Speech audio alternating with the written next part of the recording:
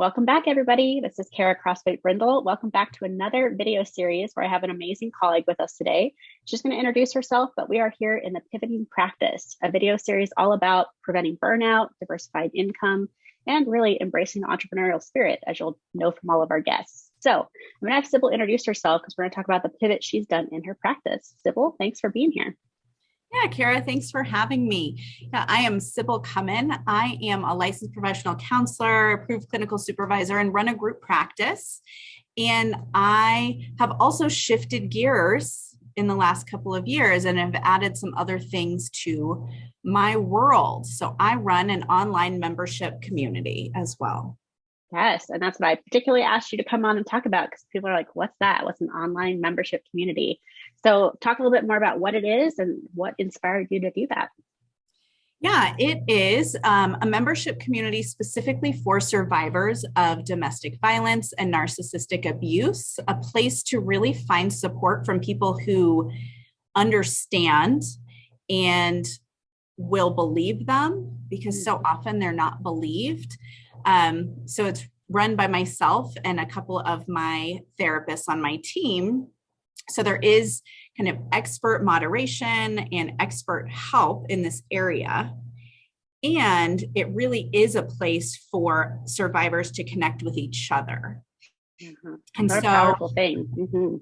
Absolutely. The healing process, I've noticed for this specific population, just, increases and accelerates astronomically when they have a community of people who understand around them, somewhere they don't have to defend themselves all the time.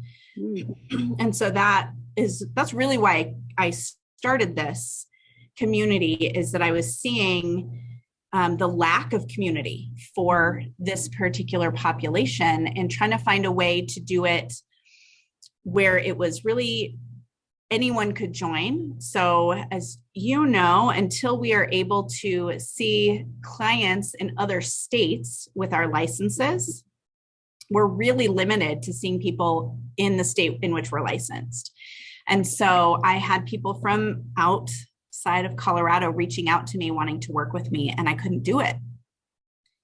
Because from a therapist perspective, you can't do that. My licensing prevents it. And so this was also a way to allow that to happen. So it's technically coaching, which I had to do some of my own work around that word and that language. Yep. But that's the point of this, is community. And if they need individual therapy services, then they need to find someone close to them to do that. So this membership is not therapy per se, but it is very therapeutic. Absolutely. And such a challenging population with the lack of services. Like I know you and I have had conversations offline about that. There's not enough out there to support people. Yeah. And there's not enough, wraparound. And so domestic violence is very secretive.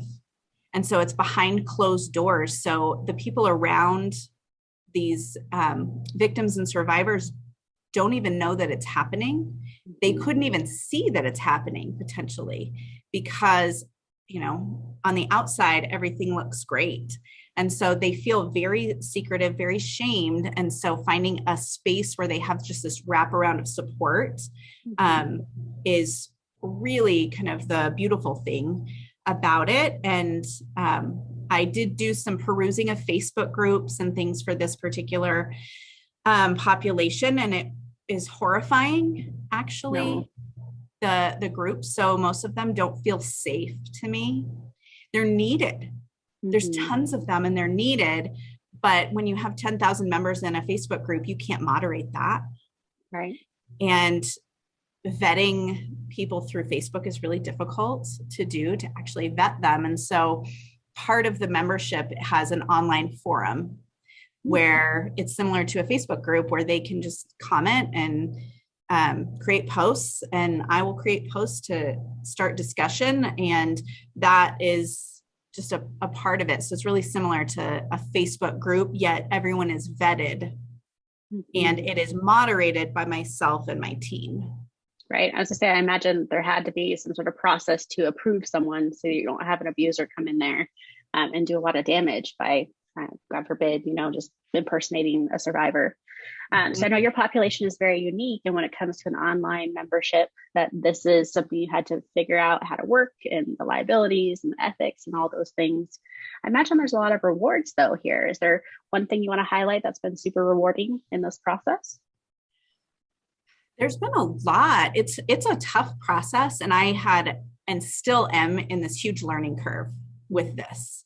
But I think seeing just already, it is brand new. It is it's 6 months old about right now, and already seeing the improvement and the healing and the connection that people have, which then in fact helps them if they have, they have second thoughts about changing their attorney for family court, and they have a place to get all different thoughts and ideas and sometimes just support. And right. They can make the decision that they feel like is in line with them with support behind them, because that's a really scary decision. Mm-hmm.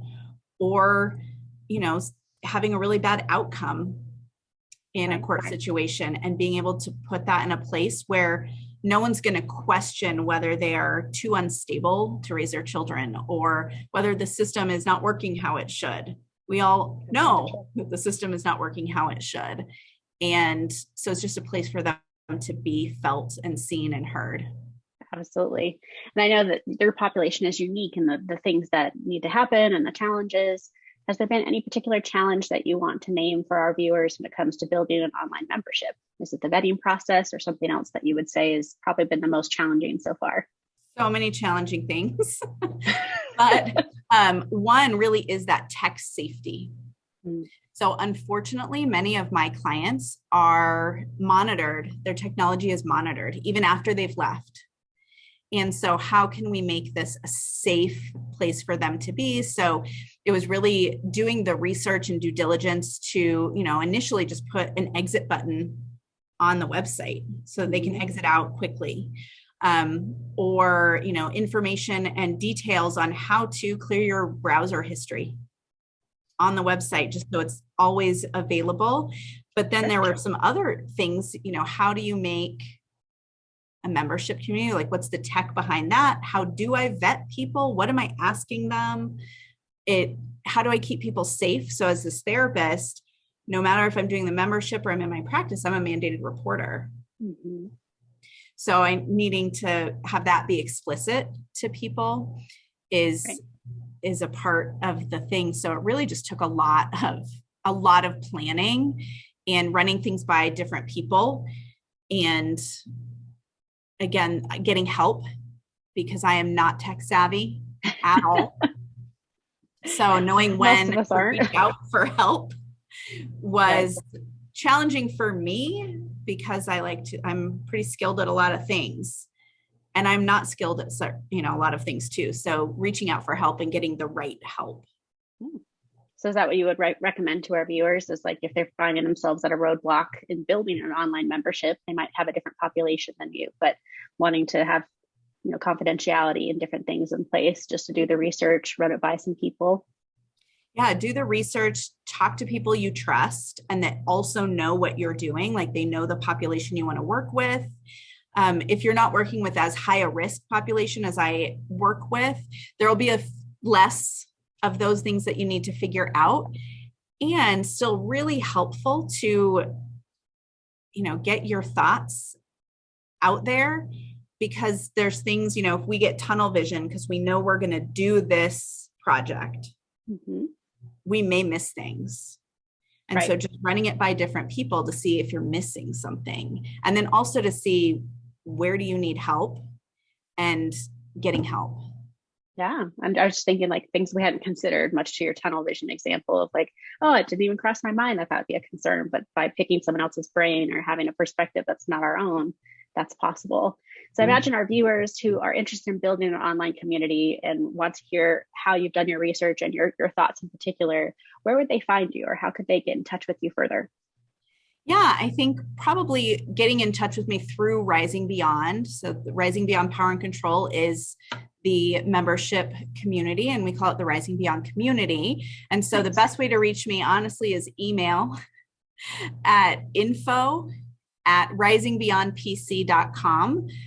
But if they just really want to look at my website and see what is all about, it is pretty well laid out there. There's information on there that is not just for members. There's a lot of resources because this population needs a lot of resources to heal and to get them where they need to be. They can go to that website, which is risingbeyondpc.com. Perfect. And I'll make sure to include that here at the bottom of the video so people have it handy. Any last thoughts for our viewers? I know there's a lot here to consider. I know it's not a one and done. It sounds like you spent a lot of time really building something worthwhile. Is there any last thought you have for people who might be considering this? Yeah, I think when you're looking at a membership, it is a long-term process. So really focusing on what is your end goal, because I could, which I have, right? I have created courses, and that is short-term. I do the work, I stick it on there, do some marketing, done. I can be done with it if I want. I can take that course down whenever I want. Right.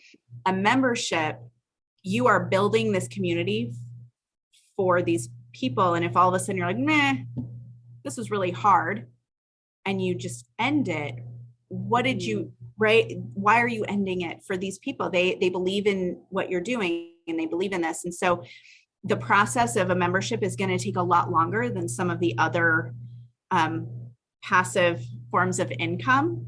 I say that's not passive at all. And so just being aware that this is going to take a lot of work over time.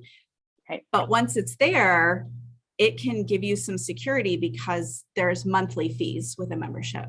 And so if you are looking for kind of that safety and security with finances and knowing this amount of money is probably going to come in every month without fail, every month, then it's maybe something to consider. But again, it's a longer term process. Yeah. I love that you highlighted just the long lasting effects of something that you build like this, because it is very different than a course that you could say, oh, I need to revise that or revamp it or take it down.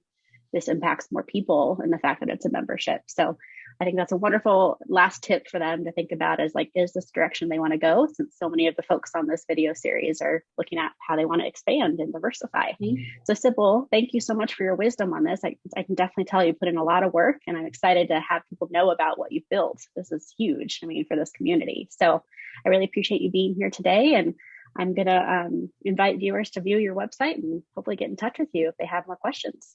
Well, I appreciate being here and love to share my passions and what I'm doing. Awesome. Well, thank you. And viewers, stay tuned for more videos as we talk to even more entrepreneurial therapists and what they're doing now.